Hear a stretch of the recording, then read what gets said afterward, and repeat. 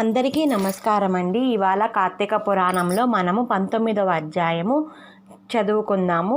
ఈ అధ్యాయంలో చాతుర్మాస వ్రత మహిమ గురించి చెప్పబడింది. శ్రీహరి జ్ఞాన సిద్ధుడిట్లతో స్తుతించెను. వాసుదేవ, వేదవేత్తలు నిన్ను వేదవేద్యుననిగాను, వేదాంతములందు నివసించువానిగాను, అద్వితీయునిగాను, నిశ్చలుడుగాను భావించుచుండురు. చంద్ర, సూర్య, శంకర, బ్రహ్మ ప్రముఖులైన దేవతలు నిన్ను స్తుతించుచుండురు. అటువంటి మహాభావుడవైన నీవు నమస్కారములు. నిన్ను పొగుడుటకు మా వాక్కులు చాలవు. నిన్ను కొలిచినచో సంసార భయములుండవు. పంచభూతములు స్థావరంజకములైన అన్ని వస్తువులు నీ విభూతులే కదా. అందుచేత ఈ ప్రపంచమంతయు నీలోనే కనిపించుచున్నది. నీవు ఆది మధ్యాంతములందు కూడా అవ్యయుడవై ఉన్నావు. భక్ష్య భోజ్య చోయ లేహ్య రూపులమైన చతుర్విధ ధాన్యములో ఉన్నావు. యజ్ఞరూపుడవు కూడా నీవే. ఆనందరాశివి నీవే. జ్ఞాన స్వరూపుడవు నీవే. నీ వలనే సర్వ జగము స్థితించుతున్నది. తుదకు నీ యందే లీనమగుచున్నది. నీవు సర్వ ప్రాణుల హృదయములందు ఆత్మస్వరూపముతో ప్రకాశించు వాడవు. మనస్సు చేత కూడా దర్శించుటకు శక్యము కాని నీవు మాయా దృష్టవశమున మా చర్మ చక్షువులు కనిపించుచున్నావు. ఇది నీ కరుణా ప్రభావమే.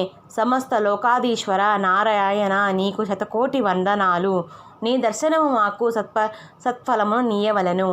నీకు మ్రొక్కెదను. నా జన్మము ధన్యము చేయుము. అందువలన నీకు తరిగిపోవునదేమీ ఉండదు. నేను సంసార సముద్రములో పడి మునిగి తేలుచున్నాను. నన్ను ఉద్ధరింపుము.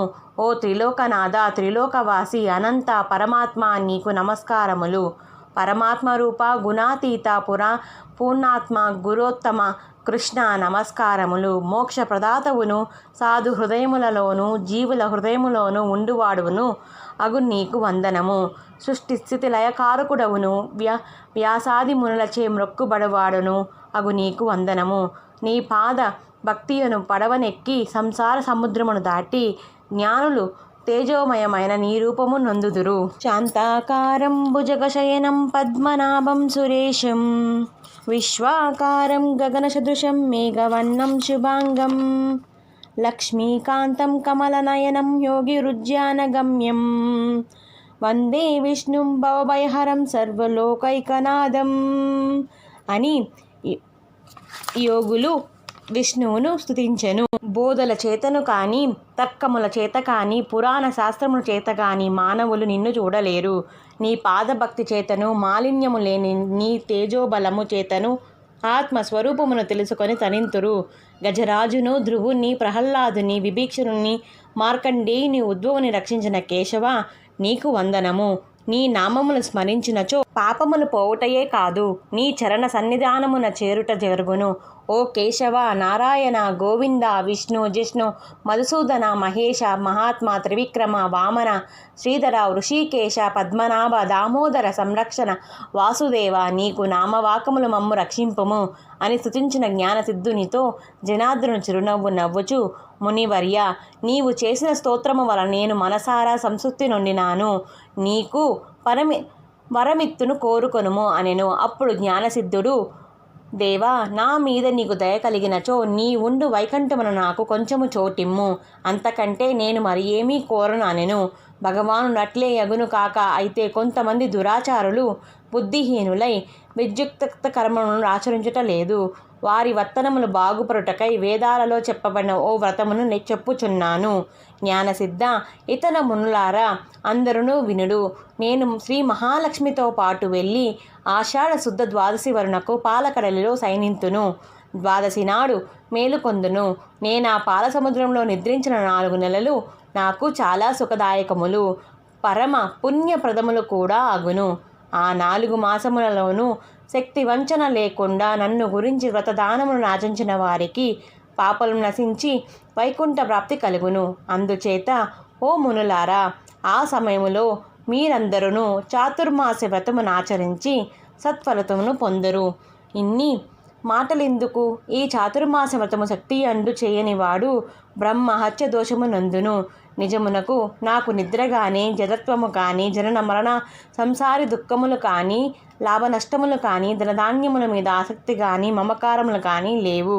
నేను నిర్వికారుణను. మరి ఈ 4 నెలల నిద్రలేమి అని ప్రశ్నింతురా చెప్పుదును. లోకములలో నా భక్తులెవరో కానీ వారెవరో తెలుసుకొనుటకే నేను నిద్రయని వంక పెట్టుకొని పాలకలలో పడుకొండును. కావున నా యానతిని అనుసరించి ఎవరి చాతుర్మాసము చేయుదురో వారికి మనోవాక్కాయములతో చేసిన పాపం నశించును. జ్ఞానసిద్ధి, నీవు చేసిన ఈ స్తోత్రమును త్రికాల సంయములోను పఠించిన వారికి నాయందు స్థిరమైన భక్తి ఏర్పడును. తుదకు వైకుంఠ ప్రాప్తి కలుగును. ఇట్లు పలికి శ్రీకృష్ణుడు ఆకాశశుద్ధ దశమి నాడు శ్రీ మహాలక్ష్మితో కలిసి పాలసముద్రములో శేషునిపై శయనింపపోయెను. అంగీరసుడి అంతయు చెప్పి, ఓయి, నీవడిగిన చాతుర్మాస వ్రతమును కూర్చి చెప్పినాను. ఇది వ్రతములన్నిటిలోనూ పరమోత్తమమైనది. పాపాత్ములు, దుర్మాత్ములు, సజ్జనులు ఎవరైనాను చాతుర్మాస వ్రతము చేయవచ్చును. బ్రాహ్మణ, క్షత్రియ, వైశ్య, శూద్రులను, పురుషులు, స్త్రీలు కూడా ఈ వ్రతమును చేయవచ్చును. దీనిని పుణ్య స్త్రీలు, విధవులను, సన్యాసులను కూడా చేయవచ్చును. ఈ వ్రతమును చేయని వారు 1,000,000 జన్మములందు కళ్ళు త్రాగిన వారి దుర్గతి నొందురు. అంతేకాదు గోహత్య పాపమును పొందుదురు. భక్తి శ్రద్ధలతో ఈ వ్రతము చేసిన వారు 100 యజ్ఞముల ఫలము నొంది చివరకు శ్రీహరి సన్నిధికి చేరుదురు. జ్ఞానసిద్ధాది మహామునులందరూ నారాయణుడు చెప్పినట్లు ఈ వ్రతము చేసి విష్ణు పదమునకు చేరిరి. ఇట్లు వశిష్ఠ మహర్షిచే చెప్పబడిన స్కాంద పురాణమందలి కార్తీక మహర్ష పారాయణ 19వ అధ్యాయం సంపూర్ణం. అందరికీ నమస్కారం అండి.